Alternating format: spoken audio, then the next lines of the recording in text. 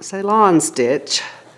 If we work it close together, it looks like knitting. It's used to fill a shape, or you could do columns of it. We're going to come up at the on the top right hand side of the shape, not the very right hand, but near the top right.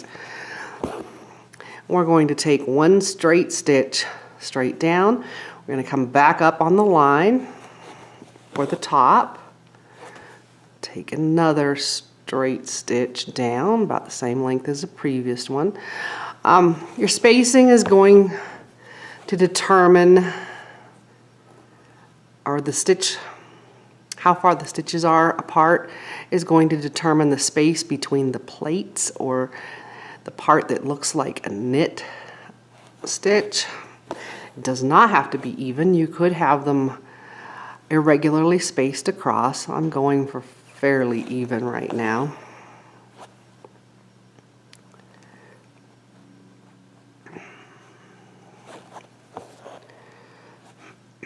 And our last stitch should be just to the right of the left corner.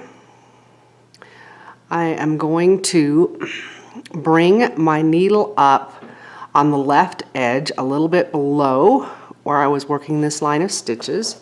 And now I'm going to switch to a tapestry needle because it will be easier from here on out.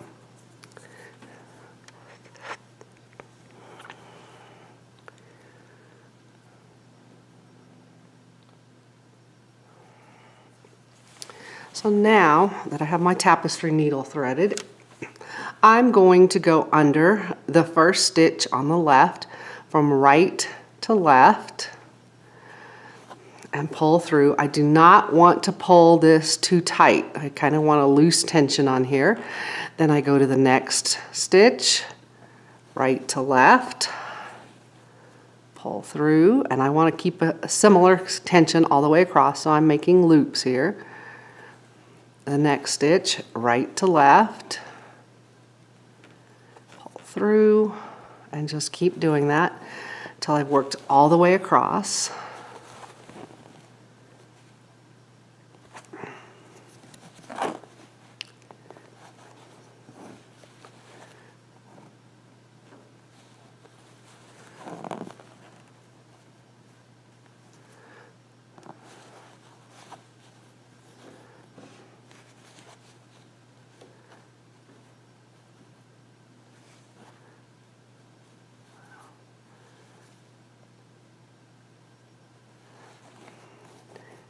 And after I do the last one in my row, I want to take my thread to the back on the right line.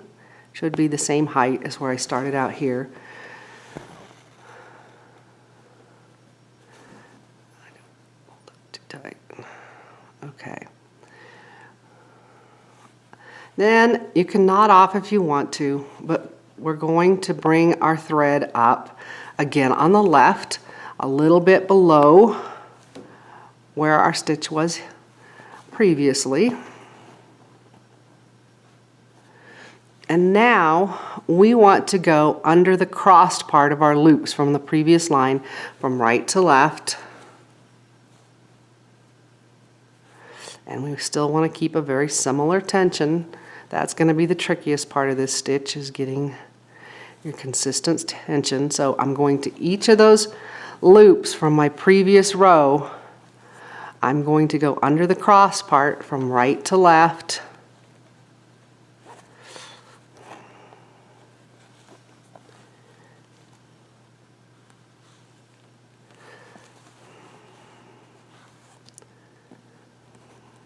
Oops.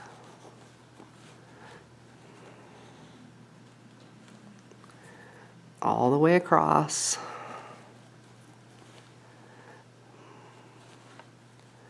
And then I'm going to take the needle down on the right line, same height as where I came up on the left. And I'm running out of thread, so I'm going to knot off. But then I'm going to come back up again on the left edge. So I'm coming up on the left edge again. And now I want to go under the crossed threads from the previous row.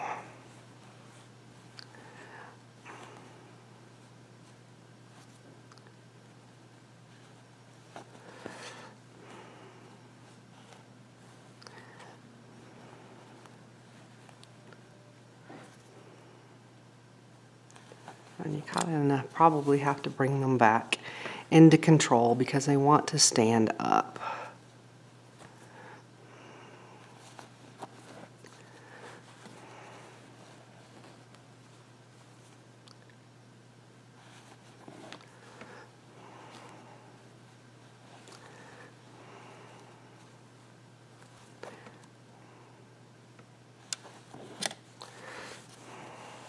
It does try to curl on you.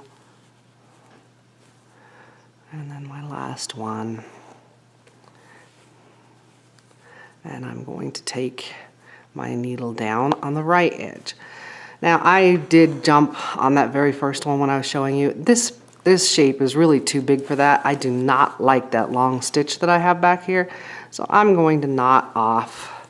And you don't really have, you're going to have to do a little stitch into your fabric when you're knotting off because you really don't have anything on this side. Or either side for that matter.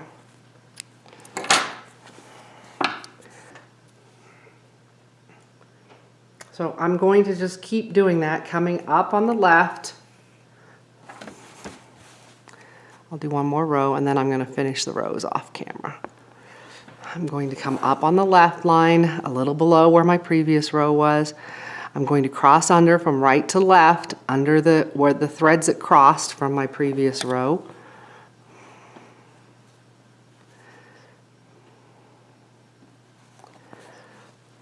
And I'm trying to keep a consistent tension. This is a fairly loose stitch.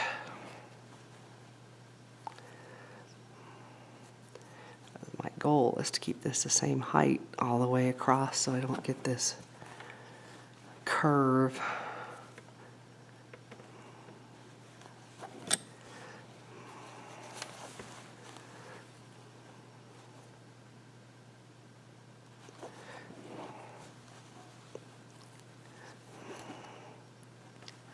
And then when I'm finished with that row, I'm going down on the right side. So I'm going to keep making those rows until I finish filling in my space, and then I'll come back and show you how to finish the whole thing off. I've stitched my last row, and now I'm going to come back along the bottom, and mine is certainly not perfect. I'm tighter on one side than the other, and just do a stitch over the bottom loop in each column, so that it holds it in place, so that takes care of the curl.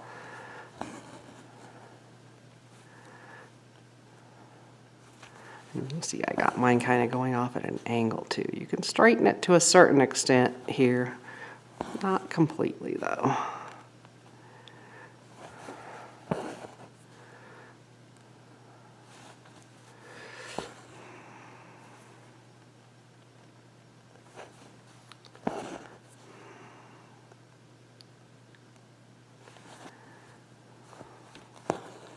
And I got going a little bit long over here, so I'm going to do a stitch right there to hold that one as well. And that finishes it off. So however close together you make these stitches makes my rows of plates or that look like the knit stitch closer together. So they could be stacked right next to each other. They could be spread out even further for a more airy look.